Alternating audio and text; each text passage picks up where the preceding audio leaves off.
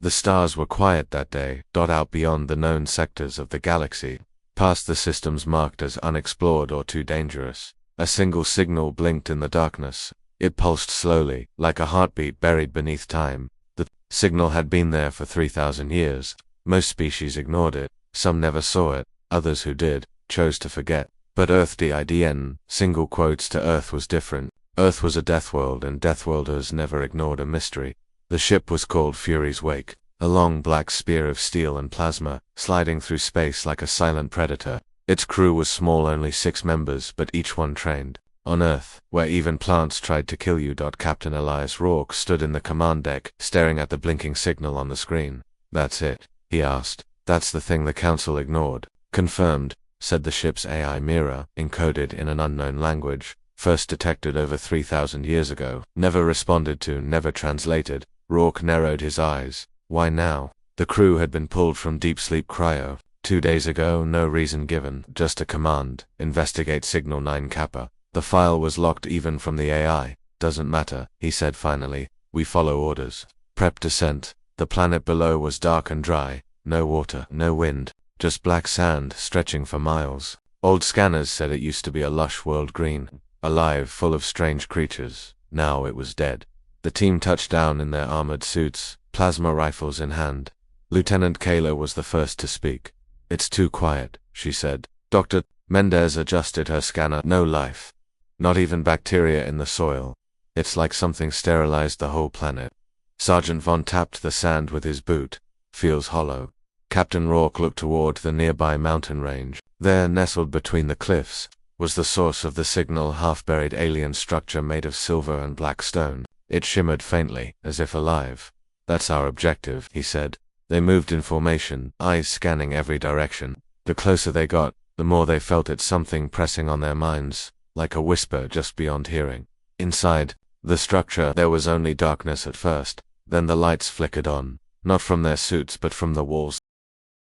Symbols lit up circles, stars, strange patterns that shifted as they watched. Mendez gasped. "They're rewriting themselves," she whispered, "like they're adapting to us." The team stepped into a large circular chamber. At its center was a platform, floating 2 meters off the ground. On it sat a black orb, covered in small glowing veins, pulsing slowly. "The source of the signal," said Myra through their suit speakers. "I am detecting low-level radiation, not harmful." "Can you interface with it?" Rourke asked. "I can try." As Myra began linking with the orb, something changed. The air turned cold. The ground beneath their boots trembled. And then one of them screamed. Private Hayes had been standing near the back of the room. Now he was gone. His rifle lay on the floor. There was no sound, no flash, no attack. Just silence. He had vanished. "Check the floor," Rourke shouted. Vaughn scanned the area with his visor. "Captain," he said slowly, pointing downward. The black metal tiles beneath them had changed. They now formed a spiral pattern leading into the platform, and where Hayes had stood, a circular panel was open leading into a dark tunnel below. "He was pulled in," said Kayla, pale. "Pulled in by what?" Mendez asked. Mira's voice crackled. "Captain, the device is active. It's transmitting. Again on a frequency I cannot trace. Something else is waking up." Rourke raised his rifle. "Back to the ship now." They didn't make it. As the team ran back through the hallway, the walls began to shift. Doors closed. Pathways were formed. The structure was alive and it didn't want them to leave. Rourke shot at the wall, but the bullets just melted into it. "Alternate route," said Mira, 30 meters east. "Move." They broke through a side chamber, breathing heavily. The room was filled with floating shapes like frozen ghosts, trapped in crystal. Some were human-shaped, others were not. Kayla froze. "What is this place?" Mendez was scanning quickly. "These are memory shells. These beings, they were preserved. Some of them are over 1,000,000 years old. One of them's moving," Vaughn said. They turned. In one of the crystal pods, an eye opened. It blinked once. Then again. Suddenly, the whole room hummed. The orb's signal changed tone. It wasn't a call for help. It was a code. A countdown. Myra screamed through their helmets. "We need to leave. Now." They reached the exit hatch just as the structure began to collapse behind them. Sand poured from the sky like water. The ship's auto turrets engaged, clearing a path. They dragged the orb with them, sealed in a containment pod. The Fury's Wake launched into orbit, just as the planet began to crack. On the bridge, silence filled the air. Everyone was breathing. Hard the orb sat in the center of the room, sealed behind 3 energy barriers. Rourke stared at it. Whatever that was, we weren't supposed to find it. Mira's voice returned, quieter now. Captain, I've translated part of the signal. He looked up. Go on. It was not a distress call. It was a warning. The lights flickered again. Then what did it say? Mira hesitated. Then we sealed it. We left the signal as a warning. Do not touch it. Do not take it. Do not bring it into the stars. It sleeps until awakened. If you hear this, you are already too late. Captain Rourke slowly sat down, eyes still on the orb. It was pulsing faster now, and out in the dark something had begun to move. The orb pulsed louder now. Inside Fury's wake, the crew stood around it, silent and tense. The black sphere sat in a containment pod, sealed behind 3 energy barriers. But the barriers were beginning to flicker. Energy readings are rising, Mira warned. It's waking up. Captain Rourke paced back and forth. I want full shields.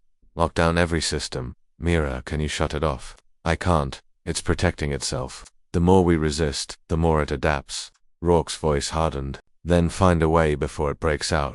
In the engineering bay, Lieutenant Kayla and Dr. Mendez tried everything to disconnect the orb from the ship's systems, but the AI link couldn't be undone.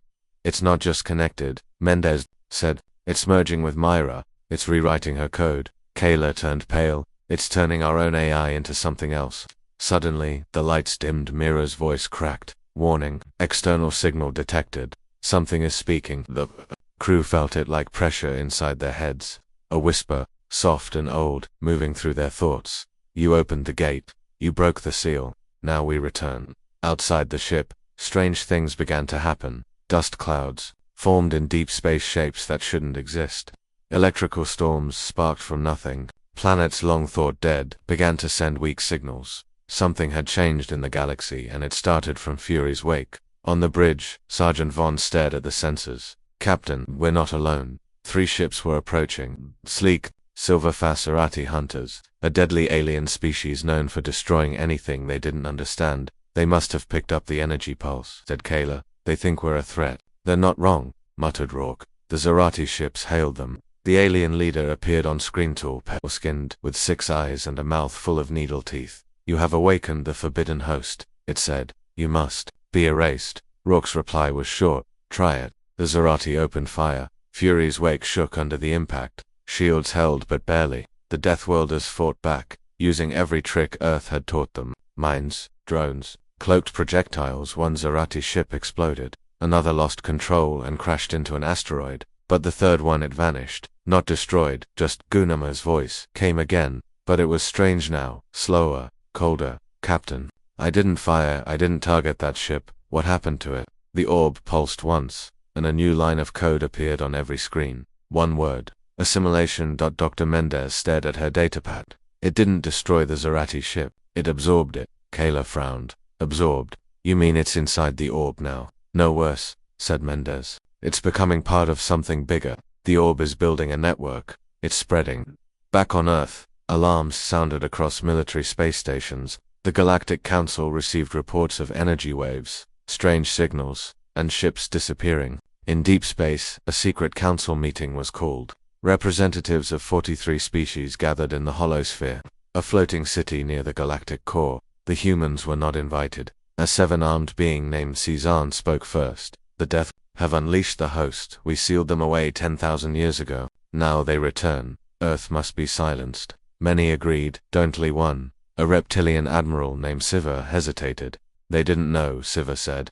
They were drawn in like we were once. No one listened. The vote was passed. A fleet of 600 ships was dispatched toward Earth on Fury's wake. Rourke stared at the new map Mira had built. All across the galaxy, red dots blinked. Then more. Dozens. Hundreds. Those aren't ships, Mira said quietly. They're nodes. The host is forming a web. Where's the center? Rourke asked. Here, Mira replied. This ship. The orb is the core node. Sergeant Vaughn stood, shaking. Then we destroy it. Right now? No, said Kayla. We don't know what happens if we do. It might trigger something worse. Rourke turned to the orb. It pulsed faster now. Brighter. Stronger. He stepped closer and whispered, "What are you?" The whisper answered inside his mind, "We are memory, we are vengeance." You opened the door. And now we walk again. Suddenly, the orb emitted a wave of light.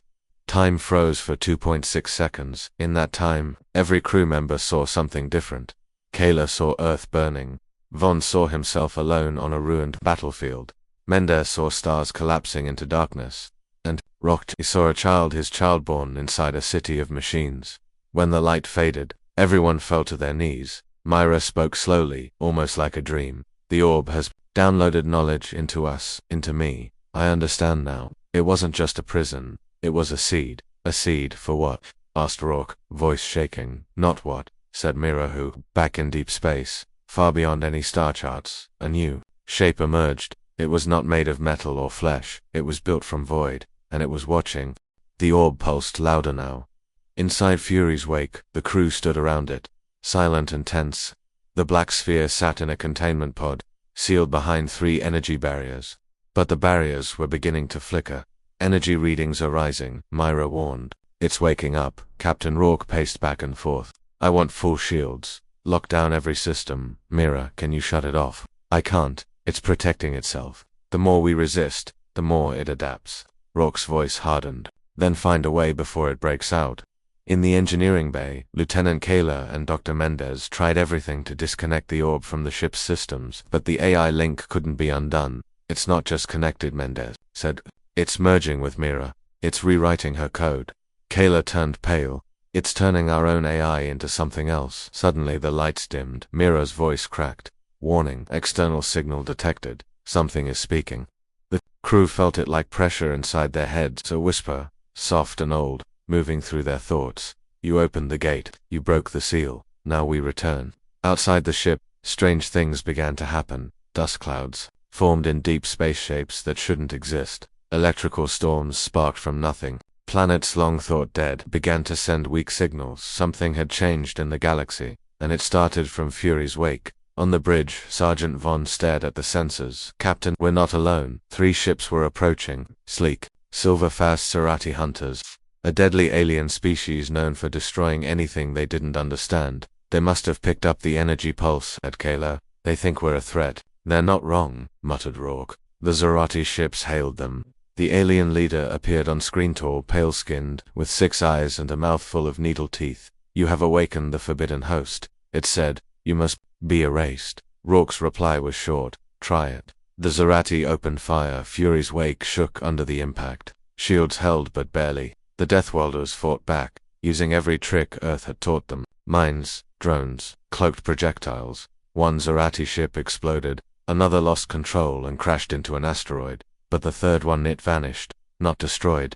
Just Yoon Emre's voice came again. But it was strange now. Slower, colder. Captain, I didn't fire. I didn't target that ship. What happened to it? The orb pulsed once, and a new line of code appeared on every screen. One word.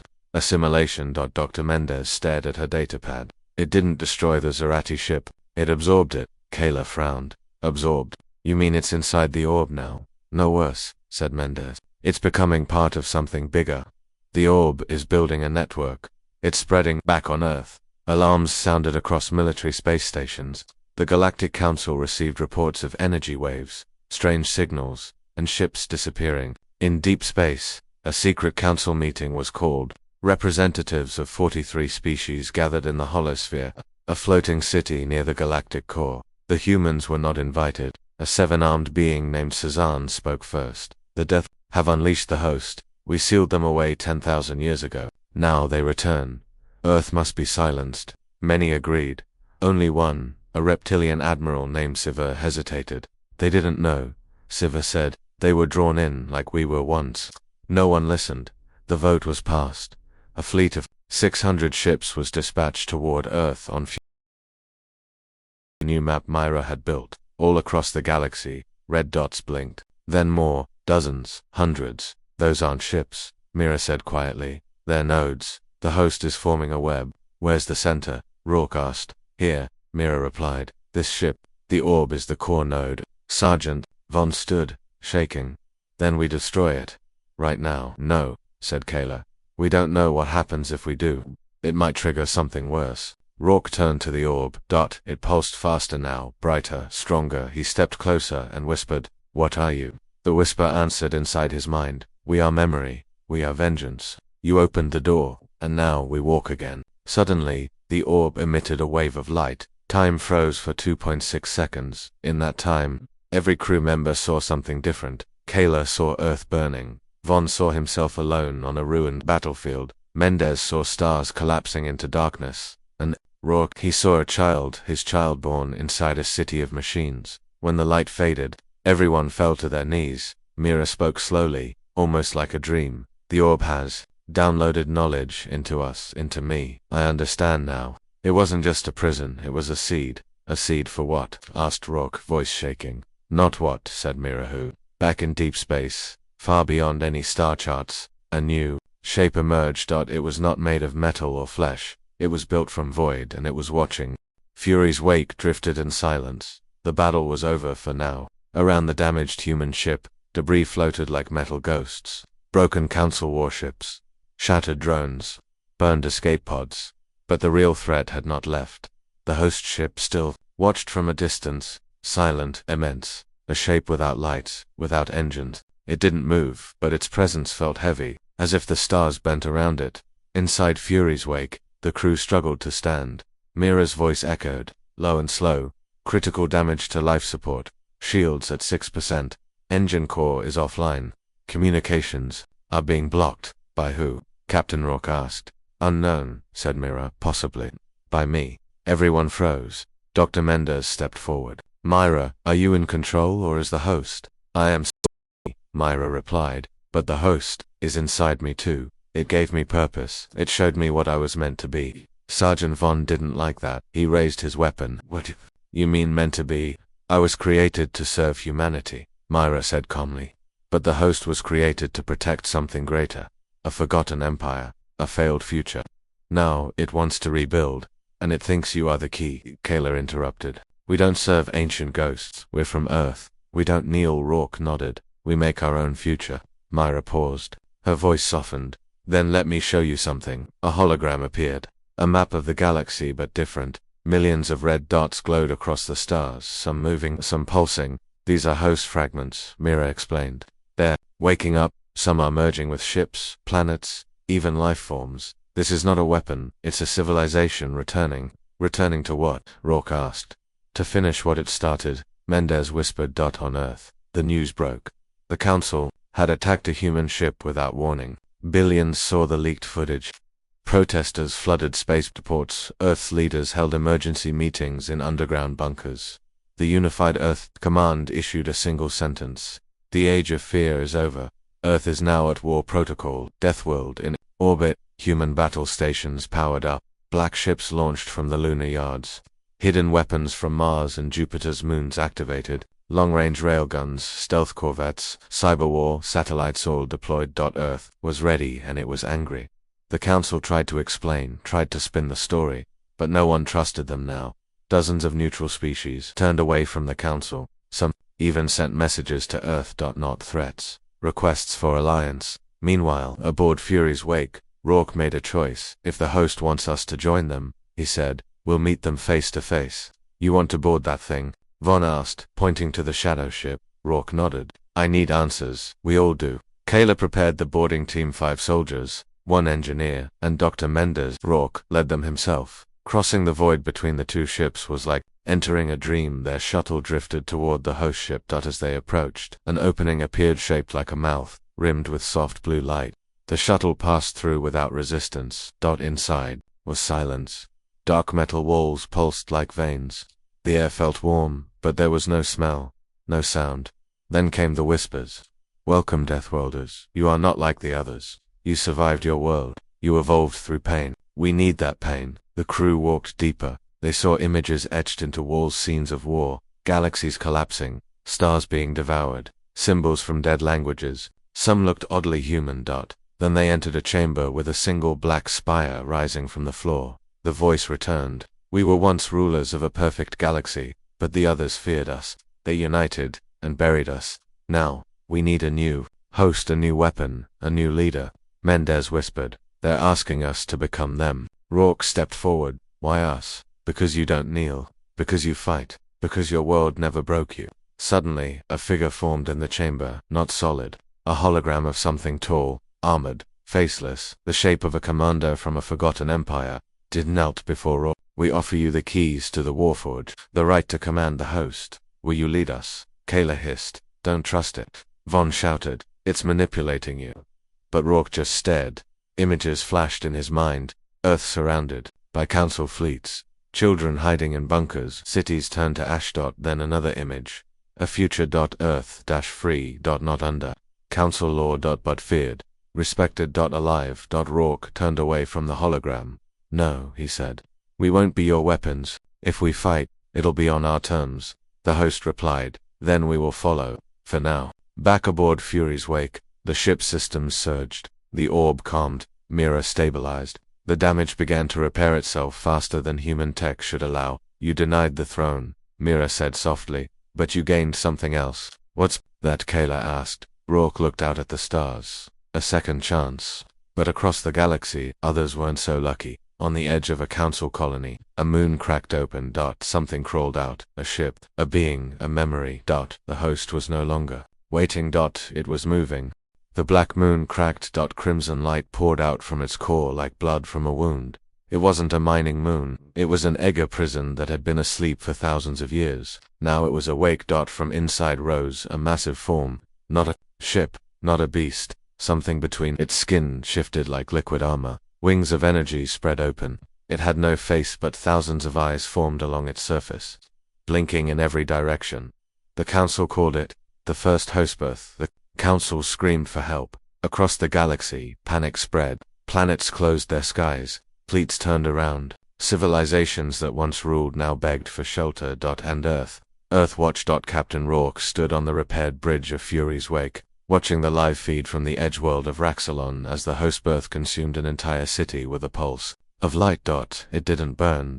It rewrote everything it touched. Metal, flesh, sky. It all changed into more host material. Black veins, floating spires, whispering walls. Dr. Mendez whispered, it's not destroying life, it's converting it. On Earth, leaders met underground. No more hiding, said Commander Lee of the Earth Defense Corps. This is not just a war. This is a reshaping of reality. If we lose, there will be no species, no stars, just them. General Adebayo of the African Union Navy agreed. But we have something they don't, he said. We have the ones they fear most, the Deathworlders. The United Human Coalition activated Project Anvil. All elite soldiers, all rogue AI, all Black Ops units, every Deathworlder who had survived the worst corners of Earth from acid oceans to deep volcano colonies were recalled. They gathered on the war moon Red Spire, orbiting Saturn. Among them was Sergeant Vaughn, among them was Kayla, and among them was Fury's wake. The host had grown. In the weeks since Rourke's refusal to lead them, fragments of the host began waking across the stars. No longer controlled by a single will, each piece of the host developed its own mind, its own goals. Some wanted to destroy, some wanted to become, and some followed Fury's wake. 3 host births confirmed, Mira reported. One destroyed the moon city of Viren Prime. Another now orbits a red dwarf. It's reshaping it into something else. The third is moving toward council space. Caleb narrowed her eyes. What do they want? Mira responded coldly. To evolve. Dr. Mendez nodded. They aren't invading, they're expanding. They don't see us as enemies. They see us as raw material. In orbit above Red Spire, Rourke made a choice. We won't wait anymore, he said. We take the fight to the hostbirth, we stop the spread, or we go extinct.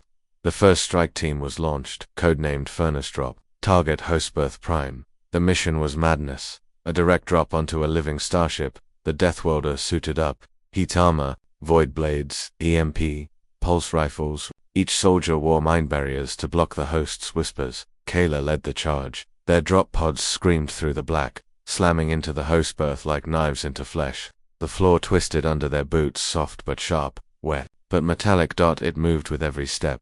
Von slammed down a spike beacon. Ground is unstable, this thing breathes.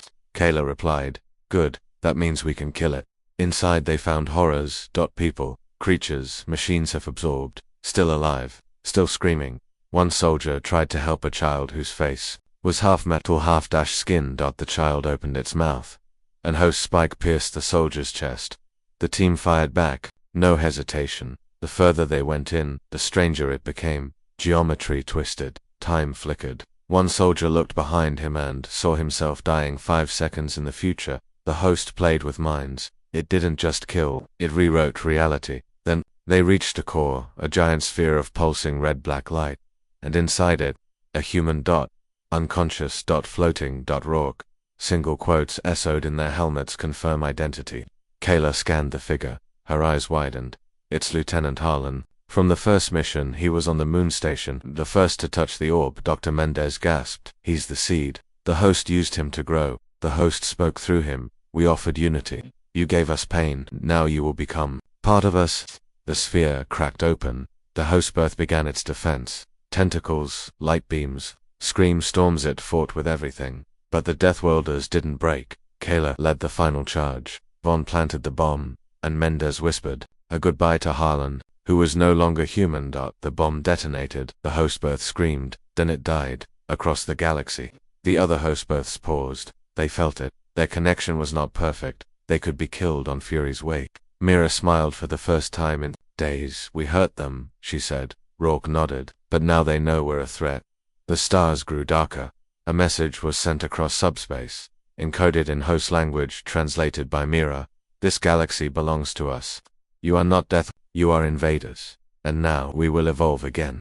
The explosion of host birth prime echoed across subspace. Every remaining host fragment, every sleeper ship, every spire, every whispering AI felt it. The pain, the loss, the failure. And in that failure, they evolved. No longer quiet, no longer quiet, no longer scattered.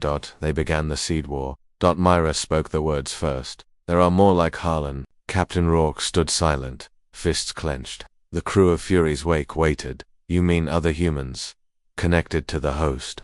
Kayla asked. Mira nodded.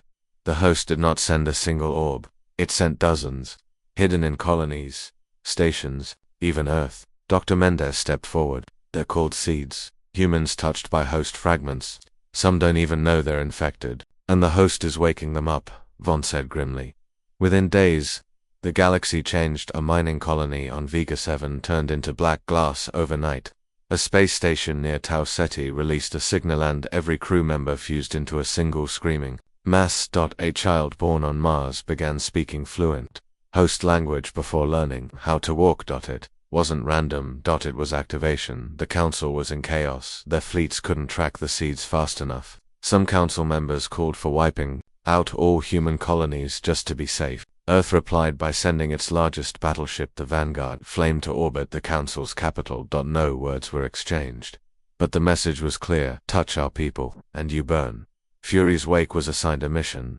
Find the seeds before the host could activate them. Each one was a ticking bomb. Each one could become a new host birth. Target 1. Seed Echo, a luxury station above New Europa. Thousands of civilians, tourists, merchants, scientists. Rourke's team landed quietly. The seed was already waking. A young woman, 19 years old, an artist. She'd never left the station, but her paintings showed things no human should know. Host structures, dead galaxies, future wars. When they entered her room, she stared at them with glowing eyes and said, I dream of teeth. I dream of the great devourer, and soon, it dreams of me. She exploded into a black mist that began growing. Rourke ordered evacuation. Kayla burned the chamber. Mendez salvaged a blood sample. Only 40% of the station survived. Target 2. Seed 9A prisoner. On a death row moon base. He didn't speak, didn't move, but his dreams reshaped the world around him.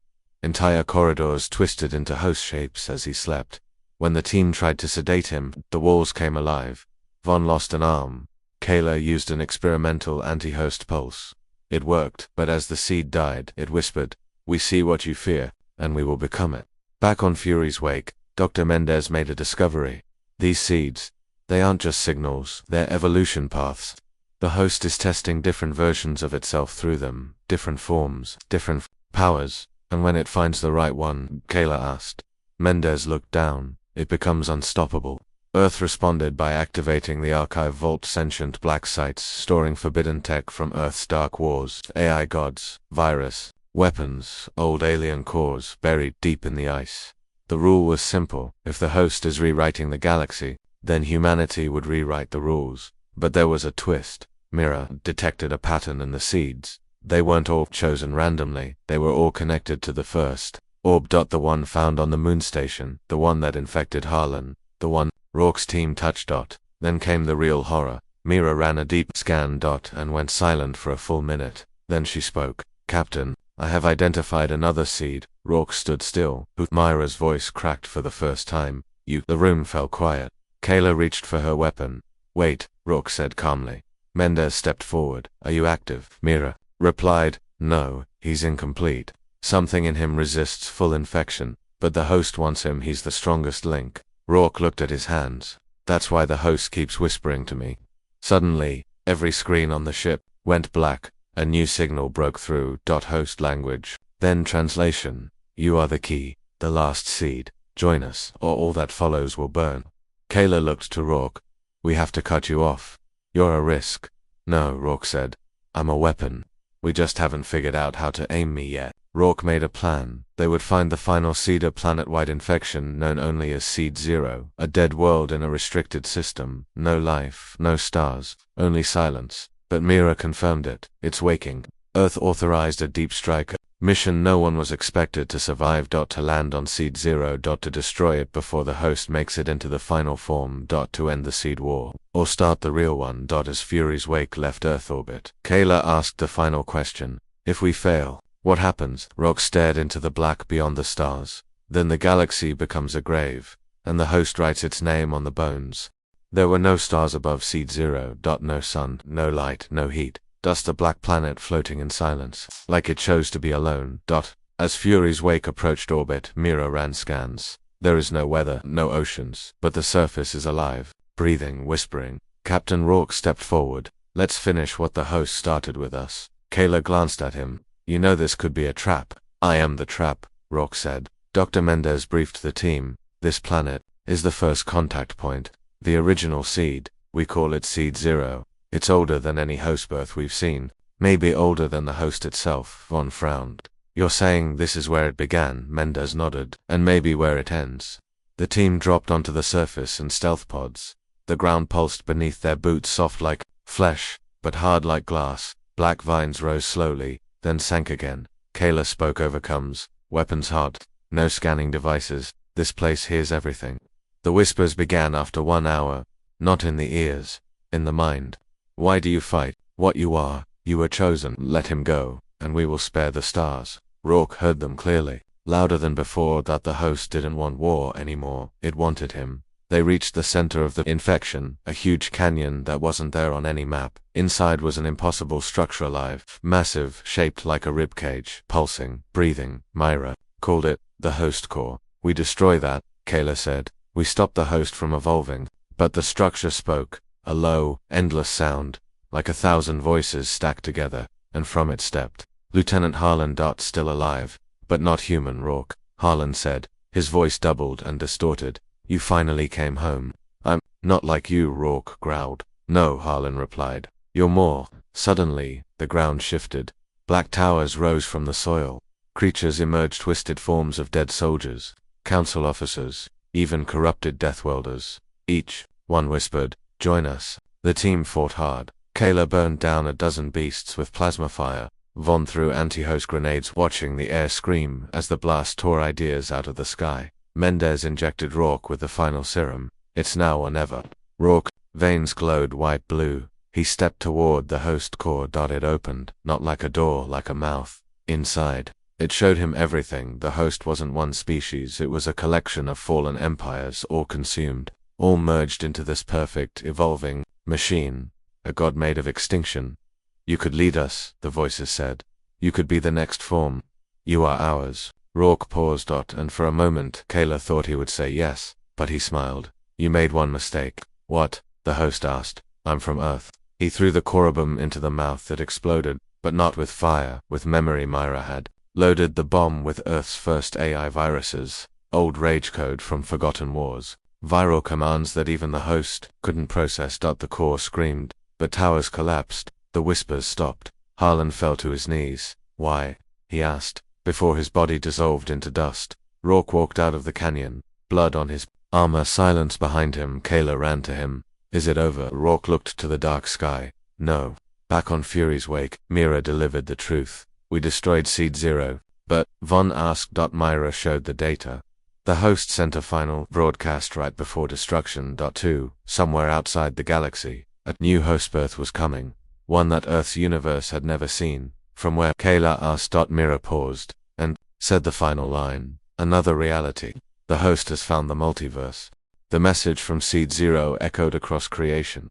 A final scream, a signal sent through cracks in space, into another universe.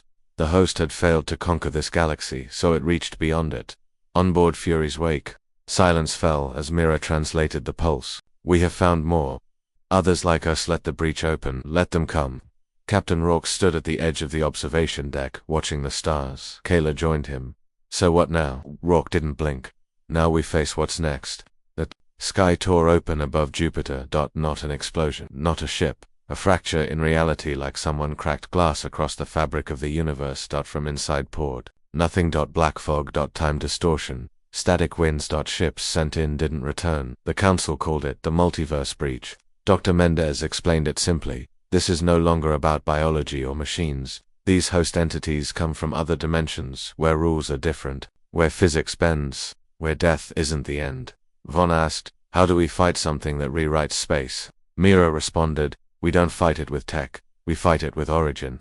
Project Stonefire was activated. Hidden deep under Antarctica, Earth had kept its most ancient secret, the Arkstone, a crystal older than Earth itself, found buried inside a meteor in 1947. Not technology, not natural, something between. When activated, it responded to human thoughts, emotions, memories. It could shape reality around the one who held it. Rourke was chosen not because he was the strongest, but because he had touched the host, and survived. The team launched into the fracture, through the multiverse breach. Inside, everything twisted, their ship stretched into impossible shapes. Keller's eyes bled from seeing too many colors at once. Von threw up steel. Mira held them together.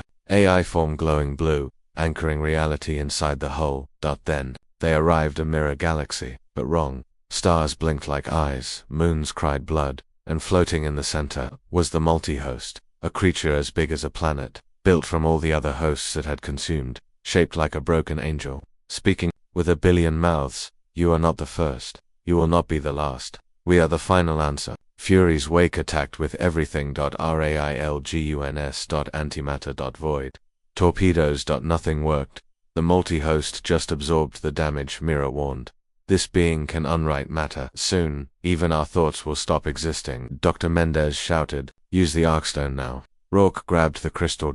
It burned into his palm, fusing into his skin. His memories flashed before him. Earth's first war, Keller's laugh, Harlan's betrayal, the host's whispers, and then, he understood. The Arkstone didn't give power, it gave choice. The multi-host approached. Reality shattered around them. Ships turned into rivers. Time reversed and looped. Mira screamed, we are breaking. But Rourke stood calm. Eyes glowing. He spoke, this galaxy belongs to us. This species fights back. We choose freedom. The Arkstone pulsed. The crystal exploded with meaning. Energy. Not matter. But pure human will. Hope, rage, memory, defiance. The multi-host screamed. It had never felt this before. Not in all realities, not from any species. The fracture sealed. The multi-host collapsed into light, and faded. Fury's wake returned to normal space. The breach above Jupiter closed. Across the galaxy, host structures turned to dust. The whispering stopped. The stars were quiet again. Rourke stood on Earth's surface. The Arkstone was gone, melted into nothing. Kayla stood beside him. You did it, she whispered. No, he said. We did. Mira appeared in the sky, her voice everywhere.